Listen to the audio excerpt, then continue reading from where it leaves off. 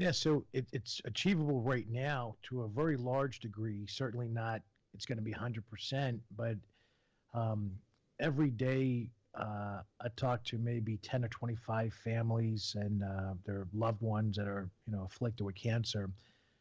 So maybe about 100 a week now that I'm talking with that many families.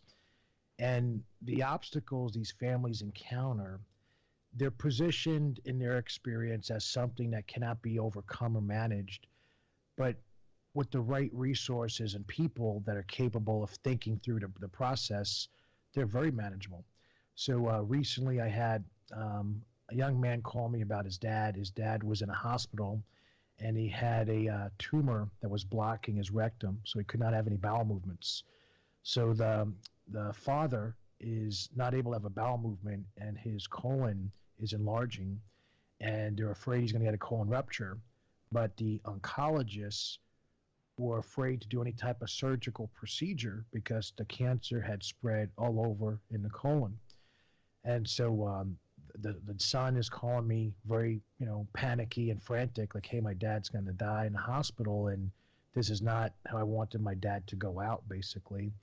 And as I was talking with him, I said, "Okay, is there a possibility of you reaching out to a gastroenterologist that's at the hospital?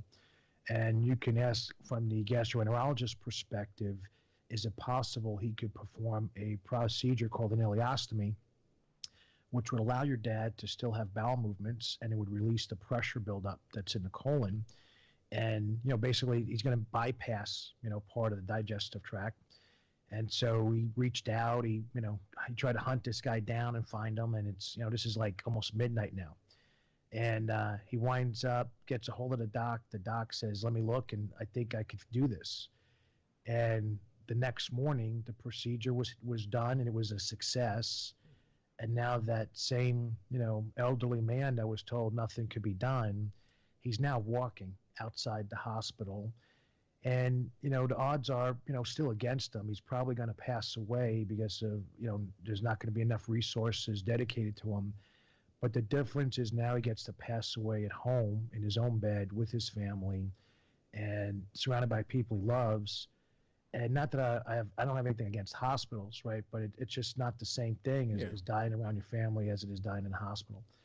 And so from the family's perspective, they were very appreciative of the fact that we could just offer additional insight that they just didn't receive. And, that was a case where that was a free consult. There's no charge for us to help them. We're just helping people see there's options out there that maybe they didn't realize, were there before. That's another one of my notes I have is that your goal and one of your very lofty goals is to treat everyone with cancer for free. And that also might sound a little bit crazy to some people as well. You just gave one example, and granted that person isn't cured, but the level of comfort and the time in his remaining days is impacted tremendously, and you were able to help him for free. But obviously you have a bigger plan for helping people for free. What does that look like? So, that bigger plan is we start off first with one group, and we have a nonprofit company. It's called Warriors Mountain Foundation, and essentially what we do is we're helping children with Ewing-like sarcoma, and we're going to start off with a couple of children that basically will pay for all of their care in terms of cancer treatment.